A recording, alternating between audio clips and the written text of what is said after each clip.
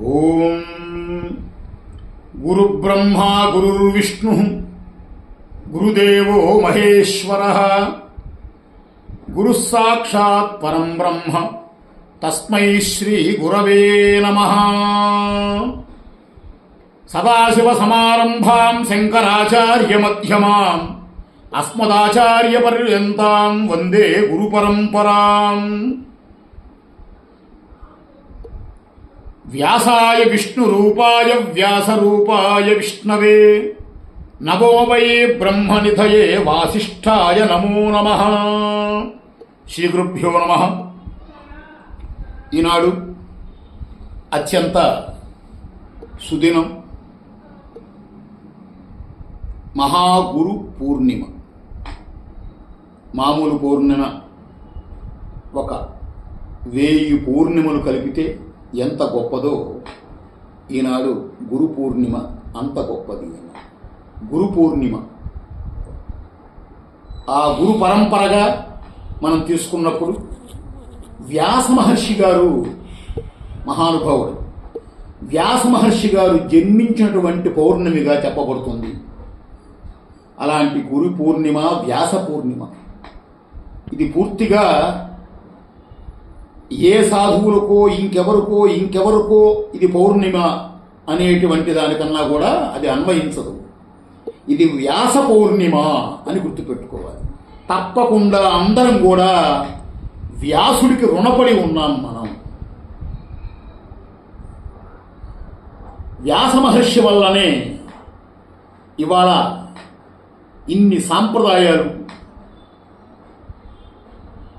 హైందవ సాంప్రదాయంలో అత్యద్భుతంగా దానాలు, యజ్ఞాలు, యాగాలు, సేవా కార్యక్రమాలు, ఇలాంటివన్నీ కూడా మనిషి ఏ విధంగా ఉద్ధతి పొందాలో, ఏ విధంగా గర్భంలో నుంచి వచ్చాడో, గర్భంలో నుంచి వచ్చిన మానవుడు ఏ విధంగా తన స్వస్వరూపమైనటువంటి ఆత్మానుసంధానం చేరి పరమాత్మలో ఐక్యం కావాలో, అలా ఐక్యం కావటానికి ఒక మార్గాన్ని వేసినటువంటి వ్యాస మహర్షి గారు జన్మించిన పౌర్ణిమ. అంటే మానవాళిని ఉద్ధరించడం కోసంగా, జంతువునాం నరజన్మ దుర్లభం అన్నాడు. 84 లక్షల జీవరాశుల్లో అత్యంత విశేషమైనటువంటి జన్మ మానవ జన్మగా చెప్పబడుతుంది. ఇలాంటి మానవ జన్మ ప్రారంభమైన తర్వాత ఇంకా పరంపరగా మానవుడు మహనీయుడై పరమాత్మలో ఐక్యం కావటానికి ఒక మార్గాన్ని చూపించేటువంటి వ్యాస మహర్షి వారు ఈ పౌర్ణమి నాడు జన్మించారు అనేటువంటి ఆ మాట వింటేనే హృదయం జల్లు. అనగా ప్రపంచమంతా కూడా ఎప్పటికైనా, ఏ రోజుకైనా, ఏనాటికైనా అనేక జన్మల పరంపరల తర్వాతైనా కూడా పరమాత్మ మార్గాన్ని చేరటం కోసం, పరమాత్మ తత్వంలో విలీనం కావటం కోసం, జీవుడు జీవుడుగా ఉండకుండా ఈ యొక్క జీవుడికి ఉండేటువంటి దేహం దేవాలయమని, జీవుడు సనాతనమైనటువంటి దేవుడని తెలుసుకోవటానికి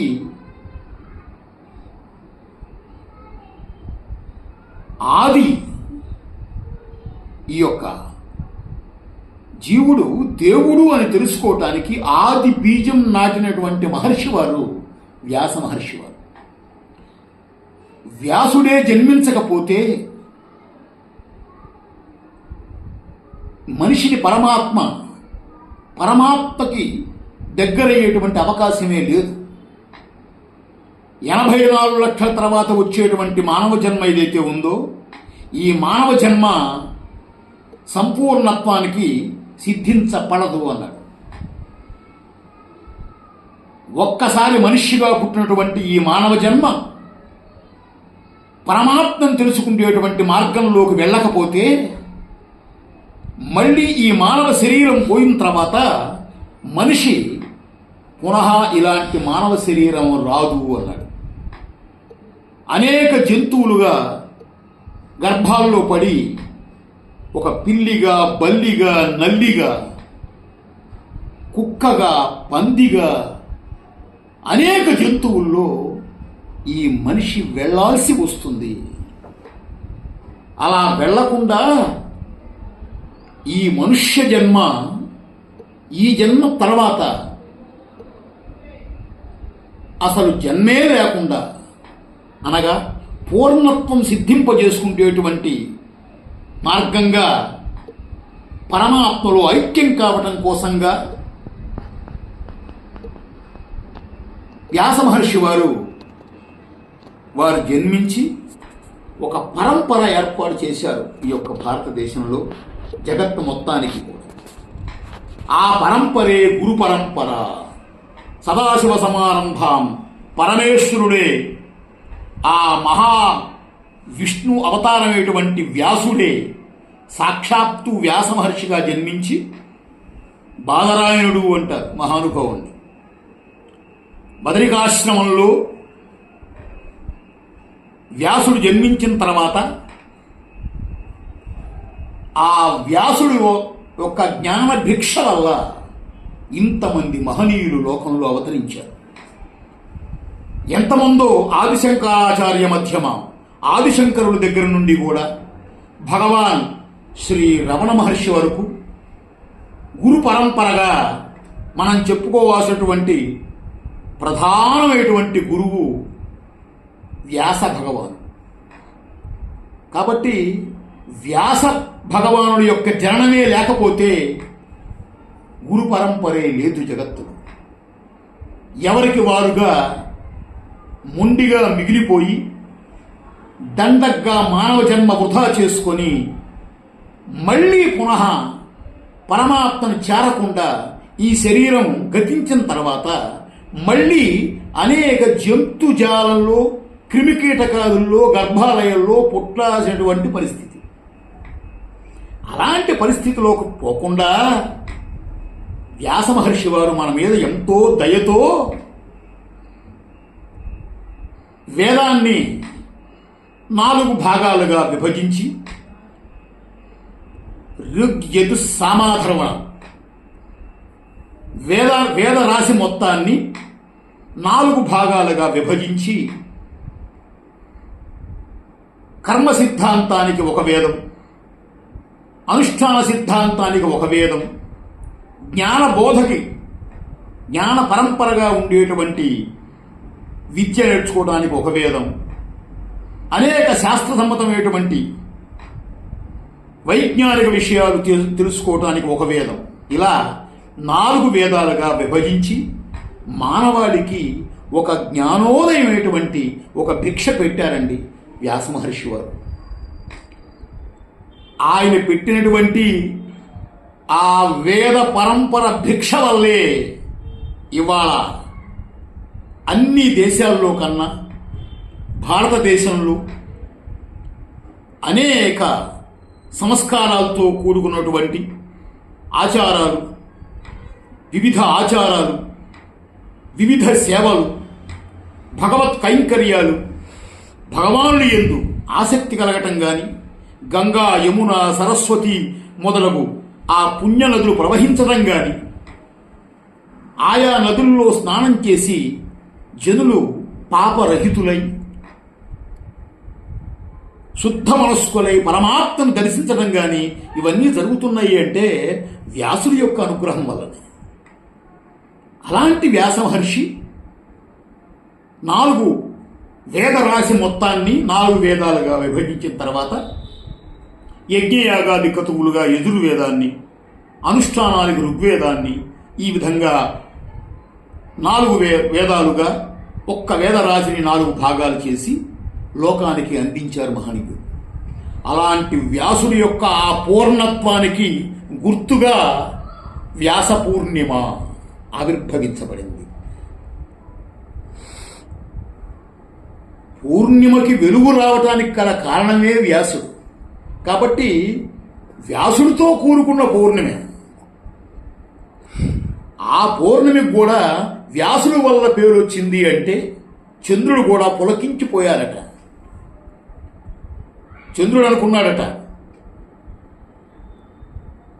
నేను జన్మించినటువంటి ఈ లోకానికి వెలుగుంపజేసేటువంటి నా వెలుగుకి ముందు వ్యాసుడు చేరటం నా జన్మ చరితార్థమైంది, పునీతమైంది అనుకున్నాడట చంద్రుడు. అలాంటి వ్యాస పౌర్ణమిగా ప్రారంభమైనటువంటి ఆ వ్యాస పౌర్ణిమ ఆషాఢ శుద్ధ పౌర్ణిమ వ్యాస పౌర్ణమిగా చెప్పబడుతుంది. అలాంటి వ్యాస మహర్షి వారు లోకానికి అందించినటువంటి వేద పరంపర భిక్ష ఏదైతే ఉందో ఆ యొక్క భిక్ష ఈ యొక్క వ్యాస పౌర్ణమి రోజు ఆ వ్యాసుడు మొదలుకొని గురు పరంపర అందరినీ స్మరించటం, గురుదేవులందరినీ కూడా నమస్కరించటం, గురుదేవుల యొక్క ఆశీర్వచనాలు పొందటం, ఇవన్నీ గొప్ప యోగ్యంగా సాక్షాత్తు వ్యాసుడు అనుగ్రహంగా భావన చేసి వారి వారి గురు పరంపరలందరికీ కూడా నమస్కారం చేసుకుంటారు. అలాంటి వ్యాస పౌర్ణిమ ఇవాళ మనం జరుపుకుంటున్నాం. ఈ యొక్క వ్యాస పౌర్ణమి సందర్భంగా మీ అందరికీ కూడా ఆ యొక్క బాదరాయణుని కీర్తించేటువంటి ఆ వ్యాస మహర్షి వారి దగ్గర నుండి భగవాన్ రమణ మహర్షి వారి వరకు ఆ గురు పరంపర ఏదైతే ఉందో ఆ సమస్త గురుదేవుల యొక్క అనుగ్రహం మొత్తాన్ని ఒక్కసారి మనందరి మీద ప్రసరింపబడాలని ఆ గురుదేవుని నమస్కారం చేసుకుంటూ మీ అందరికీ ఈ యొక్క వ్యాస పౌర్ణమి సందర్భంగా వేద ఆశీర్వచనాల్ని అందించడం జరుగుతున్నది. ఓం శతమానం భవతి భవతి శతమానకుం శతమానం భవతి శతాయుష్శతాయుర్భవతి శతమానకుం శతమానం భవతి శతాయుః శతమానమితి శతమానం భవతి శతాయుష్శతాయుర్భవతి భవతి శతాయుః పురుషః పురుషశ్శతాయుర్భవతి భవతి శతాయుః పురుషః శతాయుః పురుషః పురుషశ్శతాయుశ్శతాయుః పురుషశ్శతేంద్రియ శతేంద్రియః పురుషశ్శతాయుశ్శతాయుః పురుషశ్శతేంద్రియః శతాయురితి శతా ఆయుః. ఓం శతమానం భవతి శతాయుః పురుషస్యతేంద్రియ ఆయుష్యేవేంద్రియే ప్రతిష్ఠతి. అస్మిన్ మహాగురు పౌర్ణిమ మహోత్సవే సకల దేవతా అనుగ్రహ ప్రసాదేన ఋగ్యద సామాధర్వణ వేద శాస్త్రేతి పురాణ సకల విద్యాకోటి భానుకోటి ప్రమాణ చంద్రకోటి సమాన నిత్య కళ్యాణ పరోంపరాభివృద్ధి భూయాస్వామి శ్రీమంతో మహాంతో న గృహంతు తథాస్తు. విజయోస్తు. సమస్త సన్మంగళాని భవంతు.